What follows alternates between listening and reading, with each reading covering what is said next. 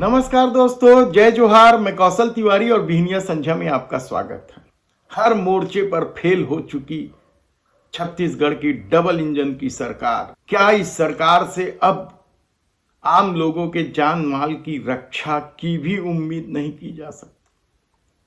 क्या प्रशासनिक अंधेर गर्दी ने छत्तीसगढ़ को जंगल राज में तब्दील करना शुरू कर दिया?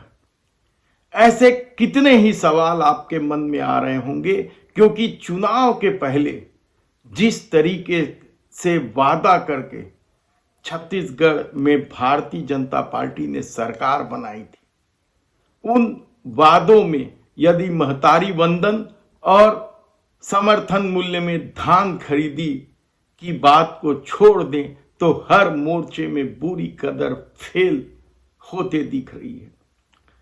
कोई वादा पूरा होते नहीं दिख रहा है। लोगों के सामने एक नए तरह का संकट खड़ा हो गया है। सवाल सिर्फ एक पत्रकार की हत्या का नहीं है, क्योंकि बीजेपी सरकार में पत्रकारों के खिलाफ अत्याचार के कई मामले सामने आते रहे हैं। ऐसे में 120 करोड़ का घपला उजागर करने वाले पत्रकार मुकेश चंद्राकर की हत्या कर दी जाती है ठेकेदार के द्वारा। उस पत्रकार के शव को सेप्टिक टैंक में चुनवा दिया जाता है।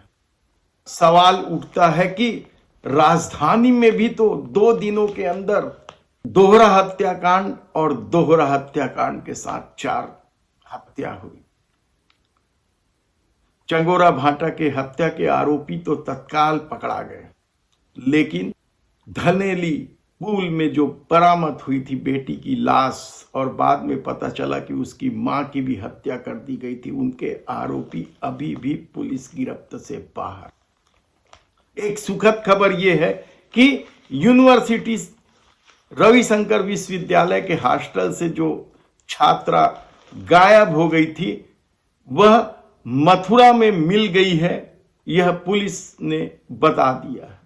लेकिन भ्रष्टाचार को उजागर करने वाले पत्रकार की हत्या किस तरीके से, घृणित तरीके से की गई है, पुलिस के अपने दावे हैं। लेकिन जिस तरीके से कानून व्यवस्था की स्थिति है, जिस तरीके से लगातार अपराध बढ़ रहे हैं, पुलिस का सूचना तंत्र पूरी तरीके से फेल हो चुका है। हालत इस कदर खराब है कि अपराध तो हो ही रहे हैं, कानून व्यवस्था संभल नहीं रही है और भ्रष्टाचारियों को गले लगाने का भी खेल कम नहीं हुआ है। तो युवा बेरोजगारों के साथ भी अन्याय का सिलसिला लगातार चल रहा है कि किस तरीके से मुख्यमंत्री से मिलने पहुंचने वाले डीएड अभ्यर्थियों के खिलाफ ही सुरक्षा चूक के नाम पर अपराध दर्ज कर दिया गया था, जबकि कार्रवाई सुरक्षा बलों पर होनी थी। इसी तरीके से जब बीएड अभ्यर्थी अपनी मांग को लेकर भारतीय जनता पार्टी के मुख्यालय जा पहुंचे तो उनके खिलाफ एफआईआर दर्ज हो गया। बीएड शिक्षकों को नौकरी से निकाला जा रहा है। 2900 शिक्षकों को यदि नौकरी से निकाल दिया जा रहा है तो आप समझिए कि किस तरीके से सरकार चल रही है और अंधेर गर्दी मची हुई है। उन बच्चों का कोई दोष नहीं है, शिक्षकों का कोई दोष नहीं है। वे तो नियमानुसार परीक्षा भी दिए और पास होकर नौकरी में आए हैं। उन्हें समायोजन करना चाहिए। कांग्रेस के पूर्व मुख्यमंत्री भूपेश बघेल तो बीएड शिक्षकों के धरना के मंच पे जा बैठे।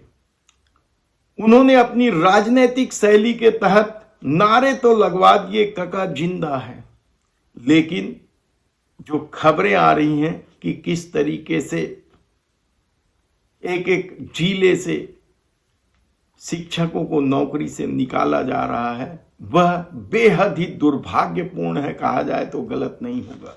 घपले घोटाले की तो अपनी फेहरिस्त, हमने बताया कि किस तरीके से अफसरशाही इस सरकार में हावी होने लगा है, भ्रष्टाचार बढ़ने लग गया है और मंत्रियों के आदेशों को तवज्जो नहीं दी जाती बल्कि रद्दी की टोकरी में फेंक दिया जा रहा है, कहा जाए तो गलत नहीं होगा। हमने कल ही बताया कि किस तरीके से राम विचार नेता कृषि मंत्री हैं, उन्होंने आदिवासियों के हित की योजना को लेकर लापरवाही बरतने वाले 2 अधिकारियों मयूर गुप्ता और राजेश कुमार सिंह को हटाने का आदेश दिया, वह नोट शीट भी रद्दी की टोकरी में चले गई।